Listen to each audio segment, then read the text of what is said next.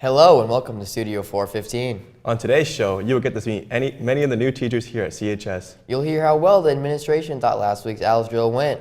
And you'll get to see 3 more students go hard for the Charger Challenge. All of that and more coming up next. I think it's important we go back to that informed decision-making piece that we try to preach.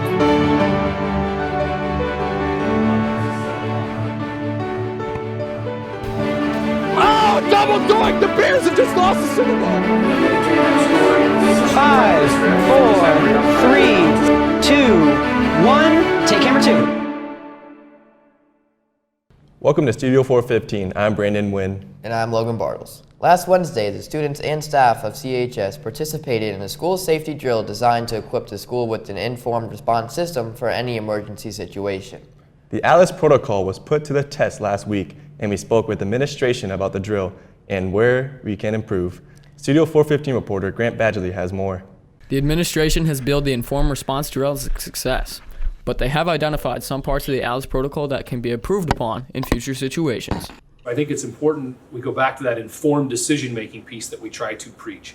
And I think just making sure we take that moment to pause and really discern the information and then decide the best plan, not just say we're running. Bidding also stressed the importance of staying quiet during the drills. In 2 separate bathrooms, students were hiding, but one was targeted because of talking while the other was not. Administration called this drill more nuanced than prior drills, with some students simulating passing periods and lunches. Bidding says the goal of this is not to prepare for any possible scenario, but to practice communication and to become more diligent. The drill lasted 8 minutes, with only one classroom being breached before the simulated apprehension of the suspects. Administration says the intruders had a difficult time finding people during the drill, spelling success for the students and staff. They made it clear that they didn't see a lot of kids. They made it clear that there was a lot of teachers who took really quick, appropriate action. They were greeted by a lot of empty black classrooms, which is exactly what we want. There were several times that the intruder I was with actually turned and said, "Are there really supposed to be kids in that classroom?" Because it was so quiet, because everybody did exactly what they were supposed to do. When asked if they thought students took the drill seriously, administration said that a large percentage of the students did, but bidding emphasized the need for students to police each other in order to ensure the success of future drills. The next ALS drill has not officially been scheduled, but another, more complex drill is in the works.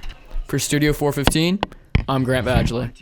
Each year, as Carroll grows and staffing needs change, new teachers and staff are hired to meet the ever-changing needs of CHS. Studio 415 reporter Jacob Newland spoke to the new teachers and staff to learn more about them and see how they are enjoying Carroll. This fall, Carroll High School welcomes 4 new teachers to the growing number of educators at our school. In addition, CHS welcomes a new school resource officer and welcomes back a guidance counselor. We want to know what the new staff think about Carroll High School so far and how they're adjusting to their new surroundings.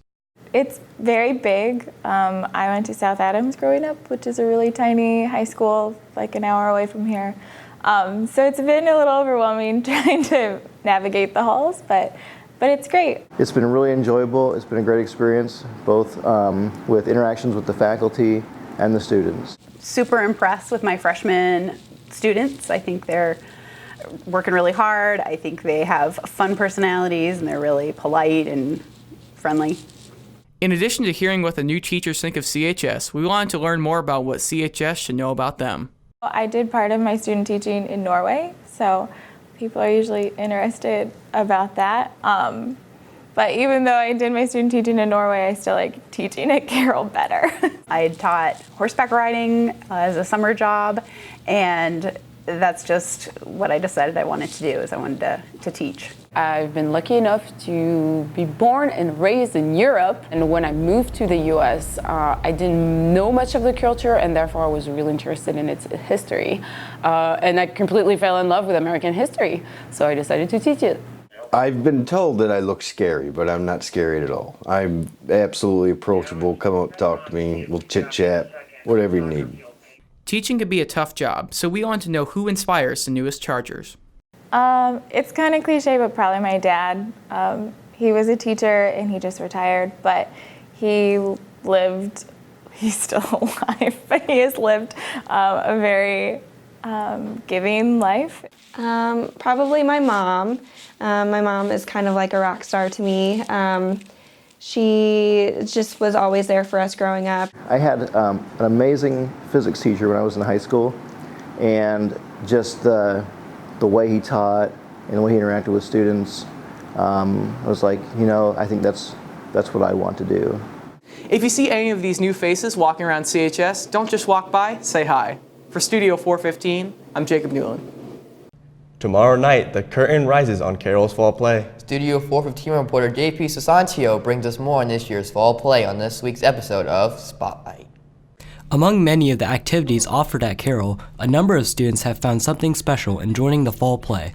This year's play is titled In-Laws, Outlaws, and Other People That Annoy Us, after a name change requested by the administration. Originally named In-Laws, Outlaws, and Other People That Should Be Shot, the play is centered around a dysfunctional family gathering over Christmas dinner, only to be held hostage by a group of bank robbers. Starting as early as the third week of the school year, the stage crew and tech began the creative process of constructing this comedy through a series of after-school rehearsals. Theater arts teacher Steve Pearson believes that educational theater is something that is student-driven and requires creativity. The fall play especially, the students, it's kind of like a Saturday Night Live. Like, we talk about characters and they start developing them, but we have so many, there are 15 people in this play and there are 15 different personalities as far as the characters go. And they take on a life about the second week. Usually we finally get into one, especially because there's senior citizens in this play, which are always fun to play. To see the stage crew perform their play, come to a small auditorium on September 26th to 27th and the 28th at 7 p.m. For Studio 415, I'm JP Susantio. Last week, we saw two students battle out for the first Studio 415 Cup in a three-point shooting contest. This week, we go out to the football field to see how easy it is to kick a field goal. Let's send it out to Studio 415 host Andy Newman for their Charger Challenge.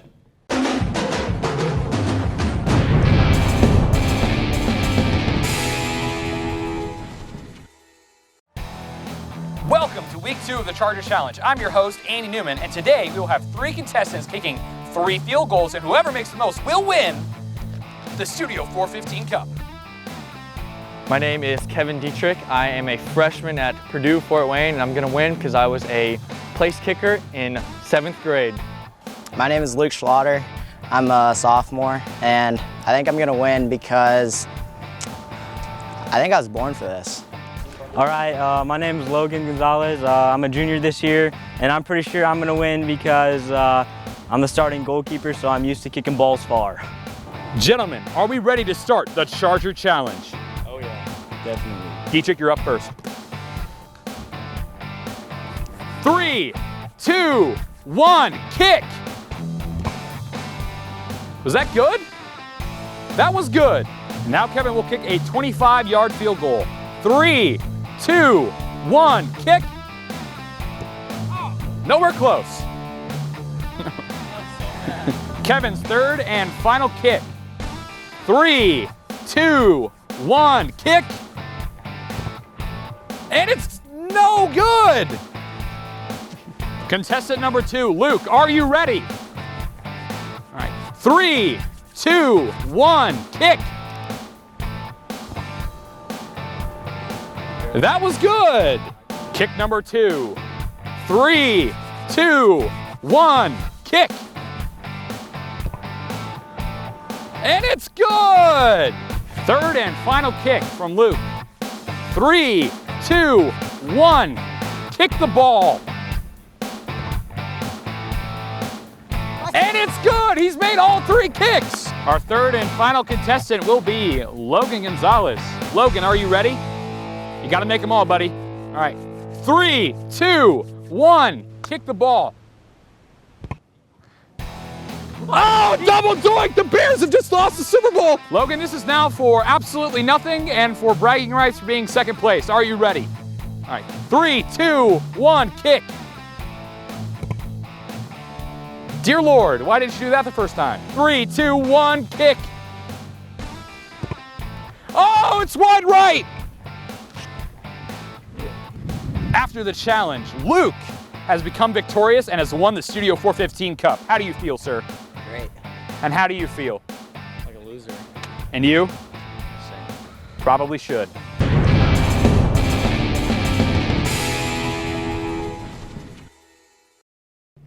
Two Carroll girls soccer players had a once-in-a-lifetime opportunity to play for a national team. Studio 415 sports reporter Seth Lehman has this unique story as well as an update on the girls' soccer season so far. Olivia Slofer and Madeline Welker had the chance to travel to Argentina and play for the U.S. Youth Futsal National Team. Here's their story. While they were there, these two girls played on two separate teams against local and other international futsal teams. Olivia and Madeline think that this was an exciting experience that they'll never forget. I can always say that I've been able to play internationally in a different country, and not many other people are able to say that. It was really cool to get the cultural experience of a different country and see the style of play at a different country, and just the experience of being able to play with people from different states and come together to make one team was really cool. While both Olivia and Madeline went to Argentina, it wasn't through any school involvement. They both had to train hard and go through two different trials, one in-state and then on the national level before making it onto the team. Both players think that the Carroll season is going very well, and Coach Rick Smith agrees. He thinks that the Carroll attitude is better than ever, and this year he's trying to focus more on playing as a team. Actually playing as a team. We have to. We don't have necessarily the breakaway speed that we've had in past years, so we have to do more combination play. Senior Reagan Sanderson agrees and hopes that this season the team will continue to grow together and be able to compete at a higher level. Hopefully to work a lot more together as a team and learn how to overcome different obstacles that we have to face. And the girls team has a home game coming up on Saturday against Concord Community High School. For Studio 415, I'm Seth Lehman. Continuing with sports, Studio 415 reporter Andy Newman joins us now with the recap on some of our athletic programs. Thanks, Brandon and Logan. Saturday was a busy day for the Carroll girls golf team as they started sectional play. The Lady Chargers ended their season by placing 4th at Cobblestone Sectional with a total score of 360. Tiffany Chen led the Chargers with a score of 87, Graham Lustlink with a score of 88, Melissa Francis with 91, Emily Linder with 94, and Elizabeth Kindler with 96. Moving over to football, the Chargers faced off against Bishop Dwenger on Friday. Leading the charge was senior Leighton Mitchell with multiple clutch catches and senior Ray Vollmer with an interception. The Chargers had a final second push, but fell short, losing to the Saints with a final score of 10-3. This Friday, the varsity team travels down to Southside, looking to improve on their 3-2 record. On Saturday, the Carroll boys soccer team faced off against Hamilton Southeastern in a hard-fought game, with a final score of 1-1. Carroll's goal was scored by Chase Hartzog. They also faced off against Elkhart Central with a score of 3-0. Chase Hartzog had 2 goals and Isaac Timmer had 1 goal, with 2 assists from Peyton Fosnoff. More recently, Carroll beat Homestead on Monday night 4-1. Chase Hartzog, Trevor Horton, and Peyton Fosnoff all scored against the Spartans. For Studio 415 Sports, I'm Andy Newman. Back to the desk. That's all we have for today. Thanks for watching. If there's a story you'd like us to cover, please send an email to Mr. Johnston. If there's an event you would like covered, please tell us in advance. For all of us at Studio 415, have a great week, Carroll.